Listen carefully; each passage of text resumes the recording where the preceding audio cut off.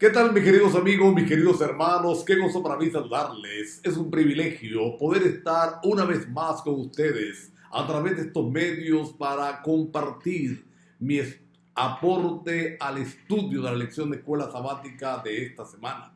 Estamos llegando a la quinta lección de este cuarto trimestre del año 2023, de este último trimestre del año. Y como dije la semana pasada, creo que es una lección extraordinaria. El tema que estamos analizando, que estamos desarrollando, es un tema por lo demás muy especial. El título del trimestre, la misión, buscar y salvar lo que se ha perdido. En otras palabras, vamos a estar recibiendo durante todo este trimestre la invitación divina a unirnos al ejército de hombres y mujeres que predican con pasión la palabra de Dios, que predican con pasión lo que Dios ha establecido, lo que Dios desea que se haga. Esta quinta lección va a tener como título excusas para eludir la misión. Ustedes recordarán que la semana pasada estuvimos estudiando un segmento en la vida de Abraham, un segmento de la historia de Abraham que nos trajo por lo menos 3 lecciones. Vimos a un hombre completamente dedicado a la misión.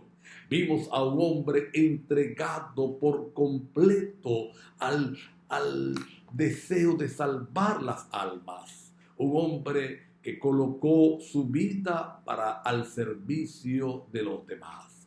Esta semana, por contraste, vamos a estudiar la historia de un hombre al cual el Señor directamente llama para que sea un predicador. El Señor directamente llama para que vaya a una nación, a un pueblo, a una ciudad, a predicarte de su amor para arrepentimiento, y él se niega. Jonás. Yo siempre he dicho que Jonás es el evangelista más extraño que vamos a encontrar en la escritura y cuidado si en la historia de toda la cristiandad. Dios le ordena ir a predicar a Nínive. Nínive estaba a una distancia de 900 kilómetros de allá de Jerusalén. Estaba situada en lo que hoy se conoce como Irak. Pero mira que este hombre, en lugar de obedecer la voz de Dios, este hombre, en lugar de hacer lo que Dios le está pidiendo, entonces decide no solamente desobedecerle, no solamente no ir a Nínive a predicar, sino que va a tomar un barco, va a pagar el pasaje para ir a una ciudad en todo el extremo contrario, ubicado en lo que hoy conocemos como el sur de España, a Tarsis. ¿Por qué Jonás actúa así? ¿Por qué Jonás hace lo que hace? ¿Cuáles son las razones por las que él huye de la obra que el Señor le ha encargado? ¿Cuáles son las excusas que él coloca? Vamos esta semana a estudiar esas excusas y también vamos a mirar cómo podemos nosotros mejorarlas o enfrentarlas, porque Jonás no es un caso aislado. Jonás no es un caso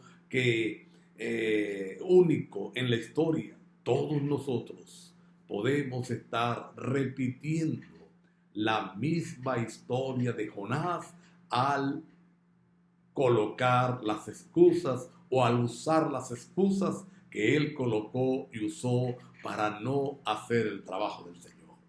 La primera sección de esta semana lleva como título Nuestras excusas, el miedo.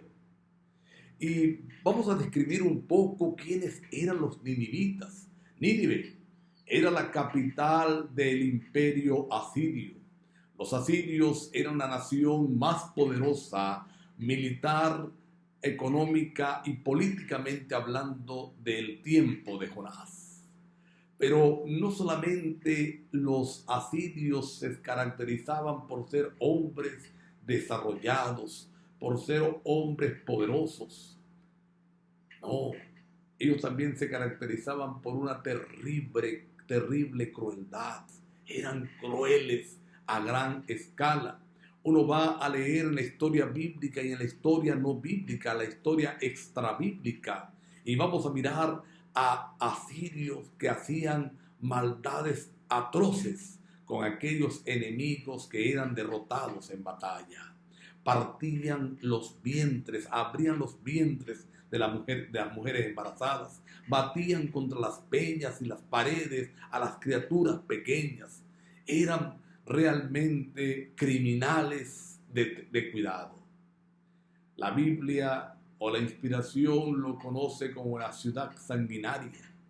Nahum, el profeta Nahum, lo describe como un león cruel y devorador. Así que imaginemos por un momento que ahora Dios llama a Jonás y le dice a este hombre: ve a esa ciudad y dile que si en 40 días no se arrepienten, yo les voy a destruir. Yo voy a destruir toda la ciudad. No era un mensaje alentador, no era un mensaje agradable, y menos a una nación completamente idólatra, a una nación completamente pagana que desconocía al Dios de Israel, y no solamente lo desconocía, odiaba al Dios de Israel. No eran amigos. Y él debía ir con ese mensaje. Colocándonos por un momento en los zapatos de Jonás, entendemos que no era fácil la tarea, no era fácil lo que se estaba pidiendo. Imagínate, si eran capaces de actuar así con mujeres embarazadas, con niños recién nacidos, ¿qué no podían hacer con un predicador itinerante que llegara solo a decir que la ciudad iba a ser condenada?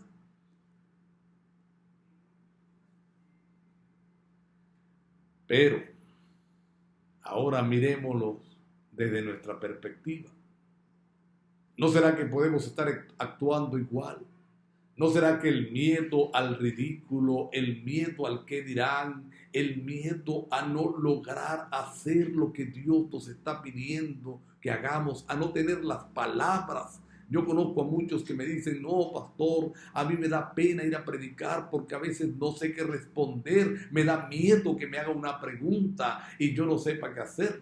Mira, el miedo, aunque estaba bien documentado en Jonás, aunque tenía razones de sobra para tenerlo, no le justificó de hacer el trabajo que Dios quería que hiciera. No le justificó de hacer la tarea que Dios le envió. Puede que hoy tengamos miedos y los miedos pudieran ser razonables. Los miedos pudieran ser entendibles, pero no nos excusa de hacer la obra del Señor. No nos limita para hacerla. Al contrario, vamos a pedirle al Señor que nos ayude a superar ese miedo, porque aún, o mejor dicho, en los terrenos más adversos es donde Dios se va a manifestar de forma poderosa. Una segunda sección esta semana lleva como título Nuestras excusas, conceptos falsos. Y vamos a mirar un poco la cosmovisión de los marineros. De pronto se levanta una tormenta en medio del mar. Se levanta una tormenta que está azotando de manera muy particular a la embarcación. Ellos entienden que no es una tormenta normal. Ellos entienden que no es una tormenta común a las que han enfrentado en otras ocasiones. Yo me imagino que no era la primera vez que les llovía o les hacía viento estando ellos en alta mar. Eran marineros, era su trabajo. Pero ellos notan que esto es diferente. Y dice la palabra de Dios que comienzan a sortear antes de sortear, claman a los dioses, cada uno a su Dios, para que el Dios oiga y ese Dios, si es el que está enojado, responda. Y cuando llaman a Jonás y hacen la suerte para ver por quién es que ha venido aquella tormenta. Y descubren que Jonás, ellos tienen en su mente que necesitan hacer un sacrificio para calmar la ira de Dios. Y parece que Jonás tenía también esa misma cosmovisión, porque Jonás exige que se le eche al mar. Y aunque es verdad que cuando fue echado al mar, el mar se calma, en ningún momento era un sacrificio para calmar la ira de Dios.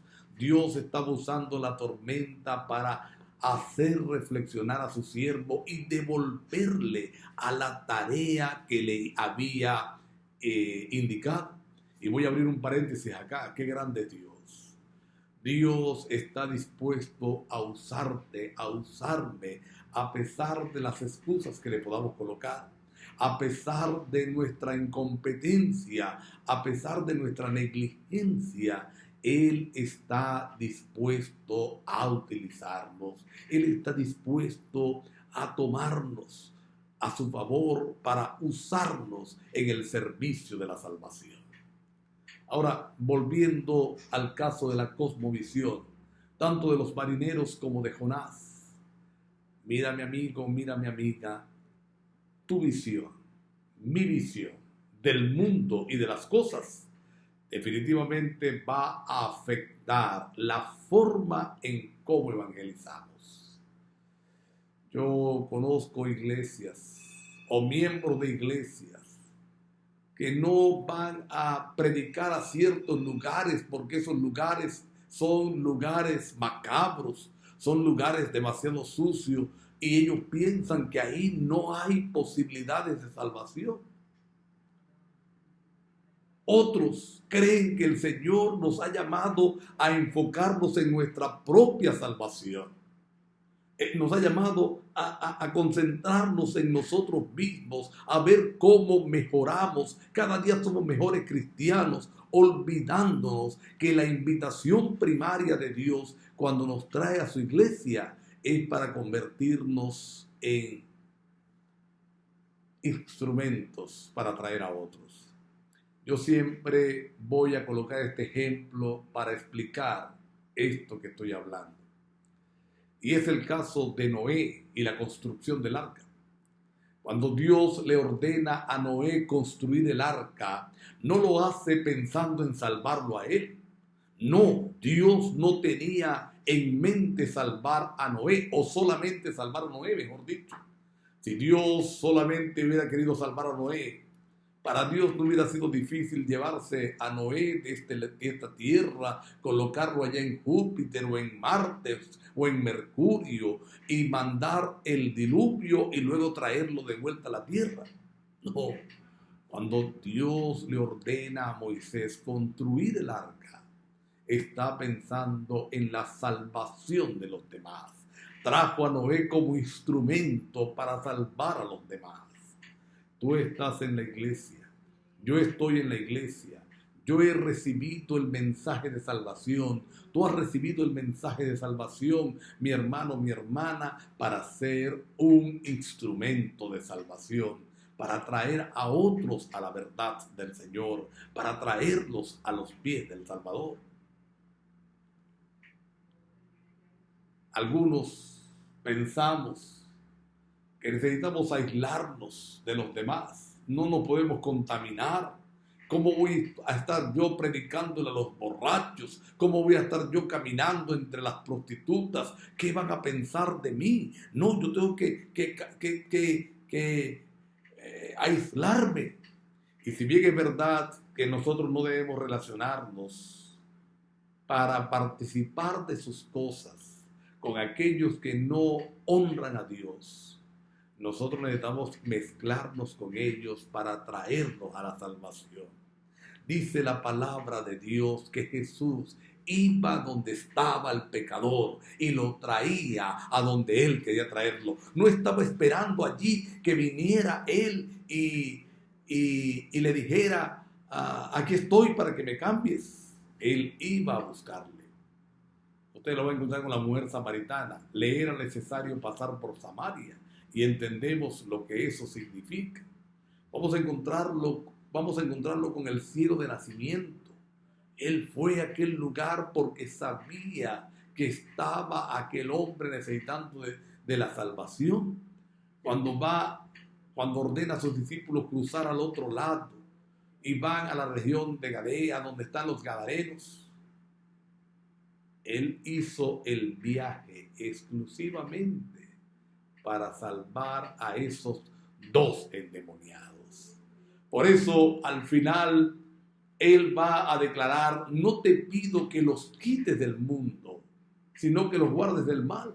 Somos de este mundo, debemos guardarnos del mal, pero mientras estamos en el mundo, debemos predicar para que la gente del mundo entienda a Jesús. Y no lo podemos predicar desde una burbuja de cristal, no podemos predicar desde un aislamiento. Ir donde están para traerlos a donde el Señor los quiere tener. Una próxima sección de esta semana va a llevar como título: nuestras excusas, las inconveniencias. Y mira, Jonás es lanzado al fondo del mar y ya Dios tenía un pez preparado para que lo tragara. Esa es una experiencia innarrable. No creo que ninguno de nosotros pudiera describir exactamente qué fue lo que Jonás sintió y vivió. Pero mira, aún ahí dentro del pez, que era la mayor manifestación del amor de Dios, de la gracia de Dios, de la misericordia de Dios, del sostenimiento de Dios de aquel hombre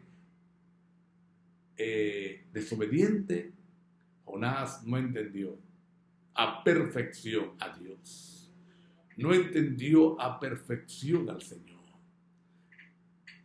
El ángel el pez lleva a Jonás, lo vomita en la orilla y entonces Jonás empieza a predicar. ¿Y qué ocurre?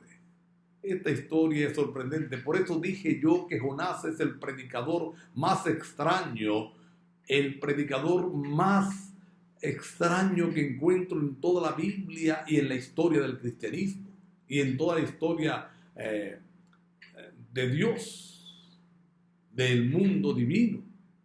Porque por lo general los predicadores quieren ir donde Dios les ordena ir. Los predicadores quieren ir donde Dios les manda a ir. Y por lo general los predicadores no tienen una aplastante victoria humanamente hablando. Vimos la semana pasada que solamente 3, por los que clamó Abraham, se salvaron.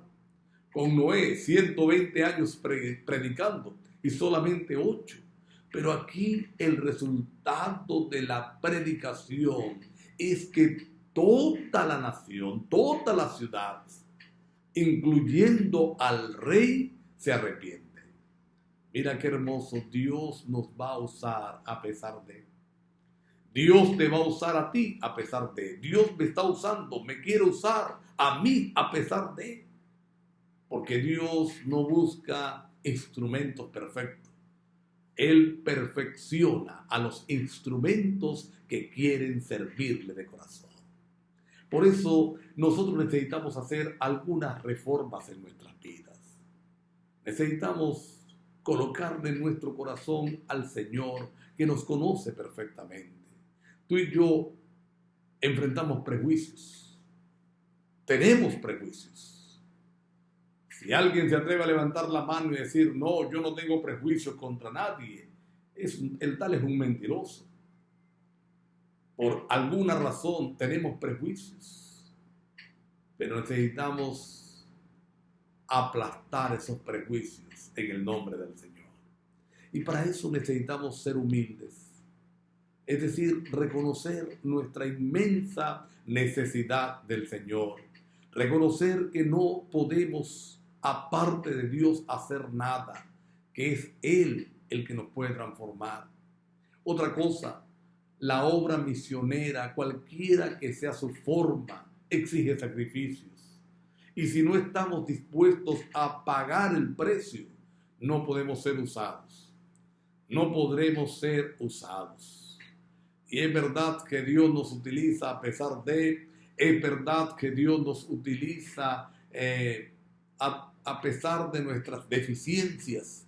Pero si no estoy dispuesto a pagar el precio, si no estoy dispuesto a invertir en la salvación de los demás, Dios no me puede utilizar. ¿En qué invertimos? Nos toca invertir tiempo, nos toca invertir recursos.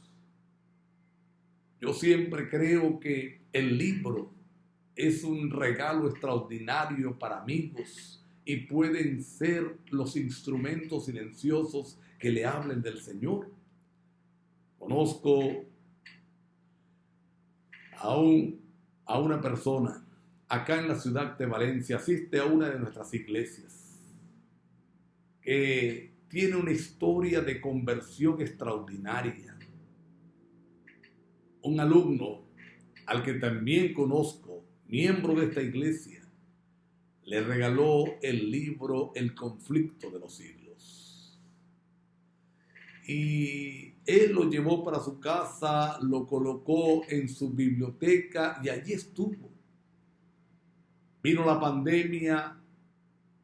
Ustedes recuerdan que todos fuimos sometidos a estar dentro de la casa, encerrado. Él estaba aburrido, no entendía qué hacer, no sabía qué hacer. Así que vio el libro y lo agarró y lo abrió. Y él es un apasionado de la historia. Y me cuenta la experiencia que él le decía a la esposa: mira cómo se presenta la historia en este libro, qué interesante. Y lo leyó casi todo en una sola sentada, a pesar de que era un libro tan grueso. No tenía otra cosa que hacer, estábamos en pandemia. Y hoy está en la iglesia y él agradece ese regalo. Estamos dispuestos a invertir dinero, recursos, a invertir nuestra propia tranquilidad, porque Dios nos ha llamado para hacernos cargo de los problemas de los demás, para conducirlos al Señor. Eso agota mentalmente, pero si no estamos dispuestos a pagar el precio, entonces no servimos para instrumento del Señor. Será una excusa triste. Una próxima sección de esta semana lleva como título Nuestras excusas, confrontaciones incómodas. Y vamos a mirar un poco más, vamos a desarrollar un poco más en las razones por las cuales Jonás no quería ir a predicar. Ya vimos una anteriormente, el miedo, y lo justificamos, aunque no es una excusa para suspender la obra del Señor.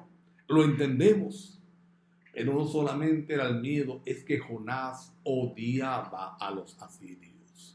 Odiaba profundamente a este pueblo por los daños que le había causado a su nación, a Israel, a su pueblo. Y él deseaba entonces que Dios lo destruyera. Y si el asunto era que si no se arrepentían, pues que no se le iba a predicar. Y cuando se arrepiente el pueblo y Jonás se da cuenta que no va a suceder nada, entonces él le dice al Señor: Señor, mira, yo prefiero morir, prefiero estar muerto. Yo sabía que esto iba a ocurrir, por eso no quería venir. Yo sabía que tú eras misericordioso, que tú eras bondadoso, que tú tienes gracia, que tú tienes amor por la humanidad.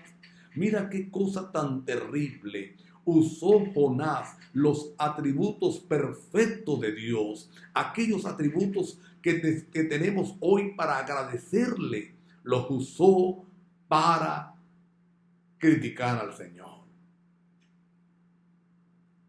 Yo hubiera deseado que se muriera, dice Jonás. Quería otra Sodoma y Gomorra, que el Señor barriera con aquella población tan inhumana. Y entonces Dios le habla a través de una planta. Mira, Dios hace crecer en una sola noche una planta para traerle abrigo y protección a Jonás. Puedes imaginarte el tamaño que le sirvió de refugio.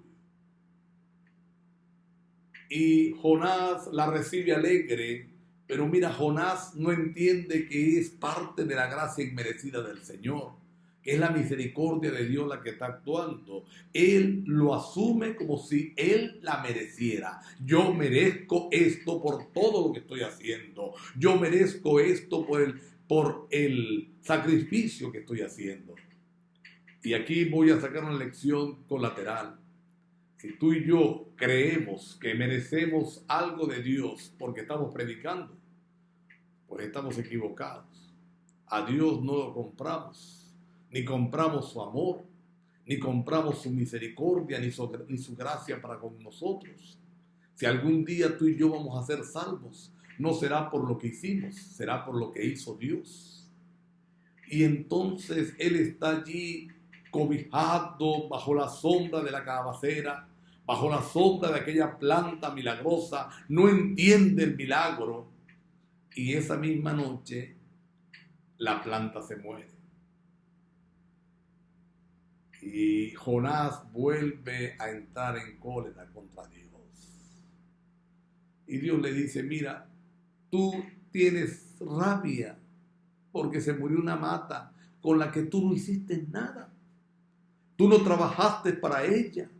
Tú no hiciste nada para que ella existiera, viviera, creciera. ¿Cómo no voy a tener yo? Entonces, amor, paciencia.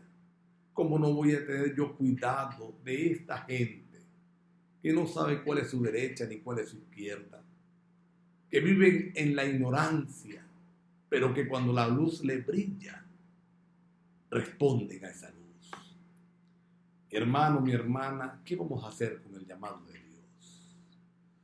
¿Cómo vamos a actuar sabiendo que hay millones que hoy en el mundo no saben cuál es su derecha ni su izquierda, usando la misma expresión de Dios, que están sumidos en la ignorancia, que lo que hacen, bueno o malo, lo hacen por ignorancia, por muy malo que sea?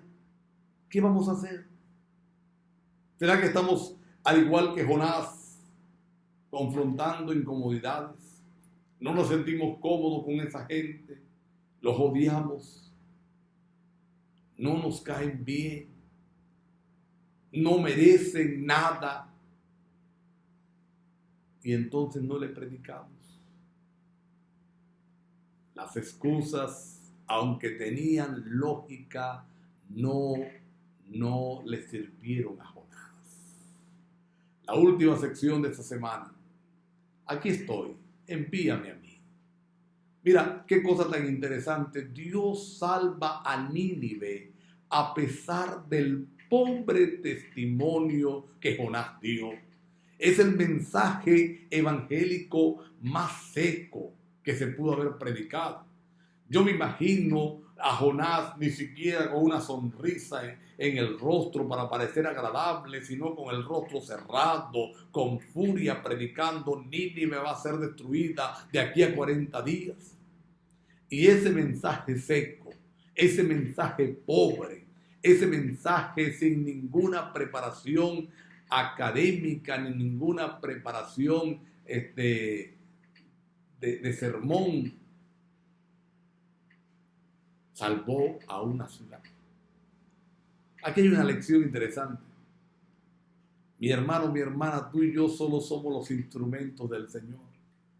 La semana pasada hicimos énfasis que no es nuestra elocuencia, no son nuestros talentos, no es nuestra capacidad de transmisión del mensaje.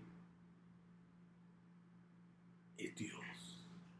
Es el Espíritu del Señor. Tú y yo solamente somos los instrumentos.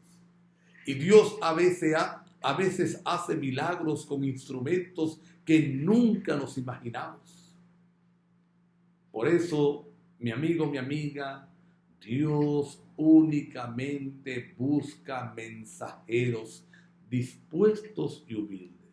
Dos características: mensajeros dispuestos a hacer la voluntad de Dios y aprender, y humildes para dejarse enseñar de Dios. Hay mucho elocuente que nunca ha ganado nada para el Señor. Porque es que Dios no nos usa por lo que somos. Dios nos usa a pesar de lo que somos. Busca únicamente mensajeros dispuestos y humildes. Y aquí hace alusión a la historia de Isaías. Tú recuerdas, capítulo número 6 del libro de Isaías. Acaba de morir el rey Usías. E Isaías va a recibir una visión del trono celestial. Ve a Dios sentado en el trono. Ve a Dios al control de la humanidad. E Isaías se espanta. Yo soy un hombre de labios inmundos, dice él. Yo digo de vez en cuando cosas impublicables. Vivo rodeado de gente de labios inmundos. Voy a morir. Pero Dios toca con el carbón celestial, con el carbón del altar celestial, los labios de Isaías y perdona su pecado. Y él pregunta, Dios pregunta, ¿quién irá por nosotros? ¿A quién enviaré? Y aquel hombre estaba listo para decir, heme aquí, envíame a mí. Hoy es un momento especial para evaluarnos, para mirar si no hemos estado colocando excusas, si no hemos estado haciendo y diciendo cosas para impedir hacer la tarea del Señor, creyendo que es otro el llamado y no yo. Hoy vamos a pedirle perdón al Señor. A mí me encanta una cita que aparece allí en la lección de escuela sabática, en el cierre, en el viernes. Está en la Review and Herald. Y dice, las excusas de los que no realizan esta obra no los eximen de su responsabilidad. Si deciden no hacerla, descuidan a las almas por las que Cristo murió, descuidan la responsabilidad que Dios le dio y quedan registrados en los libros del cielo como siervos infieles. Tremenda cita. Yo quisiera hoy decirle al Señor, Señor, utilízame. Perdóname por haber sido negligente. Permíteme ser un instrumento de salvación. Quiero lanzarte un desafío. La lección lo presenta. Vamos a orar por 10 personas. Vamos a pedirle al Señor que nos entregue esas personas en este trimestre, que nos dé la oportunidad de trabajar con ellos en este trimestre. Vamos a ver grandes diferencias. Permíteme tener una palabra de oración. Querido Padre que estás en los cielos, glorificado y santificado sea, Señor, tu nombre. Querido Dios, perdónanos porque hemos usado nuestras excusas para no hacer el trabajo. Pero hoy queremos, al igual que Isaías, responder, heme aquí, envíame a mí. Envíanos a cada uno de nosotros. Ayúdanos a hacer el trabajo en el nombre de Jesús. Amén. Dios les bendiga, mis queridos hermanos, hermanas, amigos, amigas, que podamos ser instrumentos útiles en las manos del Señor.